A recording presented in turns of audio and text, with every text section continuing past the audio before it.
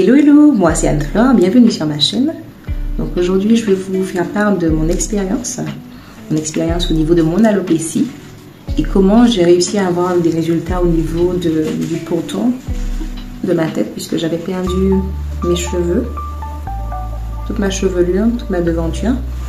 Et comment cela s'est manifesté? Bien, un jour j'ai été chez une coiffeuse pour pouvoir me faire lisser les cheveux avec les plaques, et celle-ci elle m'a fait un soin pour pouvoir conditionner mes cheveux juste avant. Donc je sentais déjà que le soin me piquait énormément le cuir chevelu. Donc j'avais comme une brûlure. Et moi, ayant déjà fait des défrisages, je me disais, mais même le défrisage ne m'avait jamais provoqué cette réaction. Et donc je lui en ai fait part. Et il m'a dit non, le soin n'est pas encore prêt, donc de laisser et tout. Je lui ai dit là, il faut vraiment rincer parce que je sens que ça me brûle le cuir chevelu. Et donc, bon ben, elle a rincé, elle m'a fait mon lissage, mes cheveux étaient très beaux et tout. Et puis, quelques temps après, j'ai commencé à perdre mes cheveux au niveau de mes tempes, au niveau de ma devanture. Et ça n'a plus jamais repoussé. Ça n'a plus jamais repoussé comme auparavant. Ils étaient vraiment très fins, ils se cassaient de plus en plus et vraiment, ça se dégarnissait. J'ai pris des années pour retrouver mes cheveux de devant. Et ce n'est qu'au cours de ces dernières années que j'ai pu vraiment mettre en place une stratégie efficace qui m'a permis d'avoir un petit peu... Enfin, d'avoir les cheveux plus fournis au niveau de ces zones. Et aujourd'hui, je suis ravie de pouvoir vous faire part de 3 conseils pour pouvoir retrouver votre chevelure à la suite d'une alopécie. Donc, pour pouvoir vraiment bien utiliser ces conseils, il y a des choses que vous allez mettre en place, à savoir être bien assidu, mais également être optimiste, être très optimiste. Optimiste, c'est-à-dire toujours garder espoir, être positif quant à la pousse de vos cheveux, en prendre soin avec beaucoup d'amour, beaucoup de délicatesse, est très important pour pouvoir faire en sorte que les conseils que je vais vous promulguer soient efficaces. À un moment donné, je pensais que ça n'allait plus jamais repousser. J'ai même songé à faire une greffe. Et quand j'ai commencé à mettre en place une certaine façon de m'occuper de mes cheveux, que j'ai lâché prise, eh bien j'ai constaté à ma grande surprise que ça repoussait. Donc ça n'a pas repoussé de la même manière qu'auparavant, mais je dispose à présent de mes babyères. D'ailleurs, j'ai fait une vidéo sur comment faire pousser ses cheveux, donc vous pourrez la visionner sur ma chaîne YouTube. Alors le premier conseil que je peux vous donner, c'est de déterminer votre type d'alopécie. Ça c'est la base de tout. En déterminant votre type d'alopécie, vous allez savoir comment pouvoir gérer celle-ci. Il faut savoir que je me suis inspirée du docteur Eric Boina pour pouvoir mener à bien mon analyse. Donc la première cause d'alopécie qui existe, c'est une alopécie qui est due aux hormones, c'est une alopécie qui est souvent héréditaire, la calvitie. La calvitie, elle se manifeste par une absence de cheveux au niveau du vertex et du golfe, c'est-à-dire la zone que vous avez sur le sommet de tête. La moitié des hommes, 50% des hommes sont victimes de cette alopécie, mais également on a 20% des femmes aussi qui en souffrent, et ce, après la ménopause. Donc ce ne sont pas que les hommes qui souffrent de calvitie, mais les femmes également. C'est un problème d'hormones, un problème lié aux hérédités qui fait qu'ils perdent leurs cheveux sur cette zone. Pour y pallier, il y a des solutions, puisque c'est une perte de cheveux qui va être définitive. Donc on a soit la greffe, on a également ce qu'on appelle la dermopigmentation. La dermopigmentation, c'est comme une sorte de tatouage qu'on fait sur le cuir chevelu qui donne l'impression d'avoir des cheveux, d'avoir une densité. Donc ça, pour pouvoir avoir recours à ce type de solution, il faut faire appel à un professionnel. Et bien choisir son professionnel. Donc le chirurgien qui va vous faire la greffe ou la dermopigmentation, il faut s'assurer qu'il soit vraiment calé sur le domaine, puisque souvent il y a des personnes qui se basent sur les tarifs et non sur si la personne est vraiment experte dans son domaine, et ça peut engendrer vraiment des conséquences très graves. Vous pouvez souffrir, avoir de fortes douleurs au niveau de votre cuir chevelu, puisque j'ai une cliente qui souffre de douleurs, elle regrette même d'avoir fait sa greffe. Donc il faut savoir que c'est une partie de vos cheveux qu'on vous prélève et qu'on va mettre sur la zone où vous avez l'absence de cheveux. Donc c'est une opération très délicate et ne pas minimiser l'importance de bien choisir son professionnel. Ensuite, nous avons ce qu'on appelle l'alopécie diffuse. Elle est sur l'ensemble de la chevelure. C'est une alopécie sans dégarnissement et qui peut être provoquée soit par une fausse couche, un avortement, un arrêt de pilule, mais aussi le stress peuvent être des facteurs de cette alopécie. Les solutions qui peuvent être envisagées, c'est de consulter un dermatologue pour savoir quel traitement prendre. Souvent, des injections peuvent être proposées pour pouvoir stimuler la repousse des cheveux. Cela va contribuer à la vascularisation de votre cuir chevelu. Un changement hormonal peut également être la cause de ce type d'alopécie. Donc, il est important de consulter un spécialiste adapté qui va vous permettre d'avoir les solutions adéquates pour répondre justement à cette alopécie. Ensuite, vous avez l'alopécie en plaques, qui est également appelée pelade, qui se manifeste par l'absence de cheveux, par plaques sur votre cuir chevelu. Donc, heureusement, il n'y a que 0,1% des Français qui sont atteints de cette maladie, qui est due à un virus ou alors un stress intense. Un accompagnement psychologique peut être envisagé si vous avez un stress profond qui est à l'origine de votre chute de cheveux. Aussi, nous avons l'alopécie cicatricielle, comme son nom l'indique, qui est liée à une cicatrice. Soit la cicatrice peut être due à une brûlure, à une radiothérapie du cuir chevelu, soit une inflammation du cuir chevelu. Donc pour pouvoir pallier à cette alopécie, il existe la dermopigmentation ou alors une greffe de cheveux. Puisque là, vous avez votre bulbe qui est mort, qui est atrophié et les cheveux ne repousseront plus. Il faut savoir que le cheveu a un cycle. Et dans ce cycle, vous avez plusieurs phases. Anagène, catagène et télogène. Donc anagène où le cheveu croît, catagène la phase de repos et télogène où le cheveu il meurt. Donc vous avez plusieurs cycles et une fois que le cheveu est mort, vous ne pouvez plus avoir accès à ça et le cheveu ne reposera pas. Donc vous n'aurez pas d'autres cheveux qui vont revenir. Donc il est bien important d'écouter la vidéo jusqu'au bout pour bien en avoir toutes les subtilités pour pouvoir vraiment résoudre votre problématique. Parce que chaque élément que j'apporte est important pour que vous puissiez avoir des résultats au niveau de la pousse de vos cheveux. Vous avez également l'alopécie de traction. L'alopécie de traction est due à un coiffage qui traumatise votre cuir chevelu. C'est-à-dire que vous avez soit des coiffures que vous avez fait qui sont trop serrées au niveau de vos racines, soit des extensions de cheveux, des mèches, ou alors des tissages que vous mettez à répétition, qui peuvent être à l'origine de cette alopécie de traction. Les défrisages aussi, méfiez-vous, peuvent en être l'origine, puisqu'ils sont très irritants pour votre cuir chevelu. Donc évitez de porter des coiffures trop serrées. Changez vos habitudes de coiffage pour éviter cette alopécie de traction. Parce que, je vais vous donner un exemple. Lorsqu'on était confinés, on avait vraiment envie de sortir.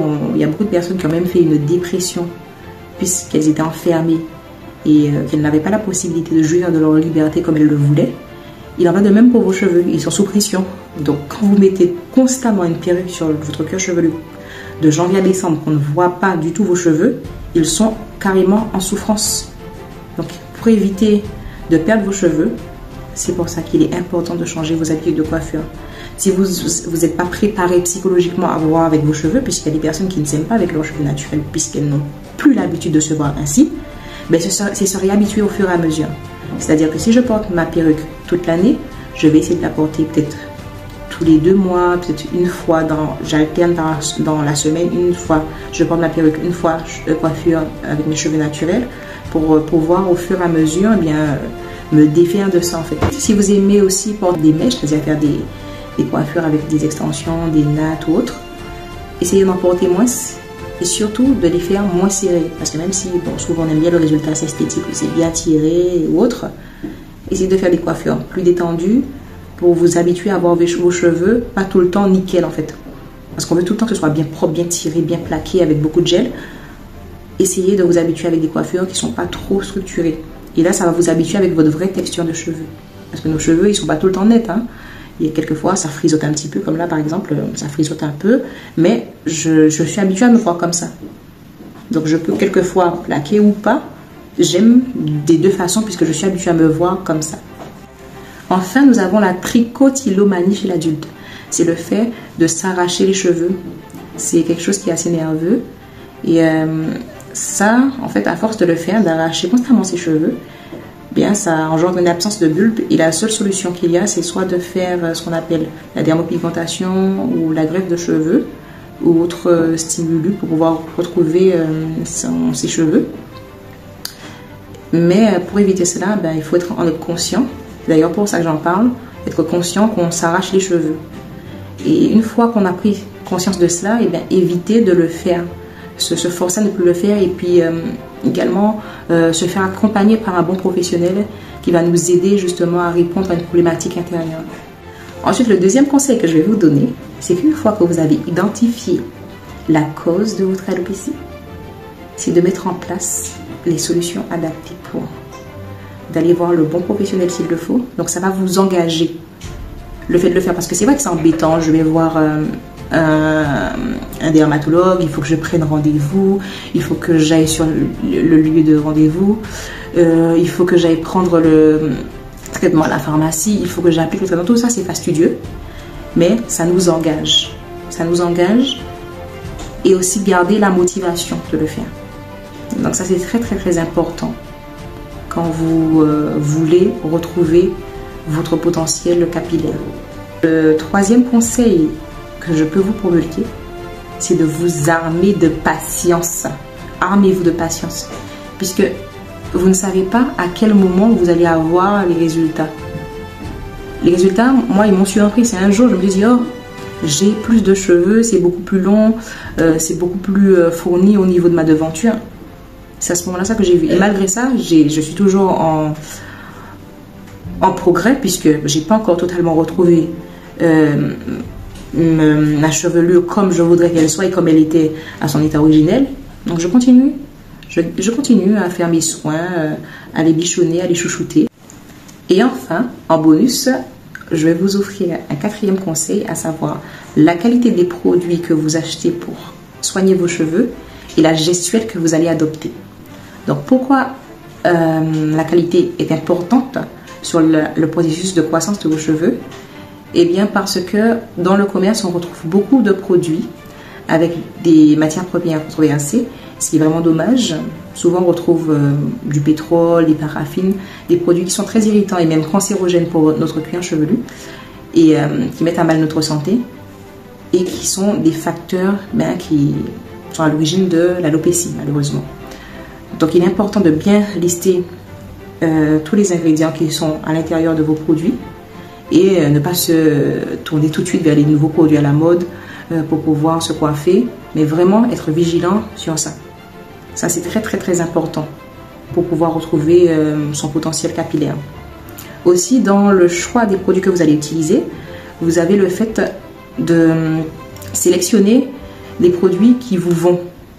C'est pas parce que j'ai une copine, j'ai observé des résultats avec telle ou telle huile par exemple de pousse sur ses cheveux, moi je vais faire pareil. On n'a pas le même type de cheveux, même s'ils se ressemblent fortement par nature.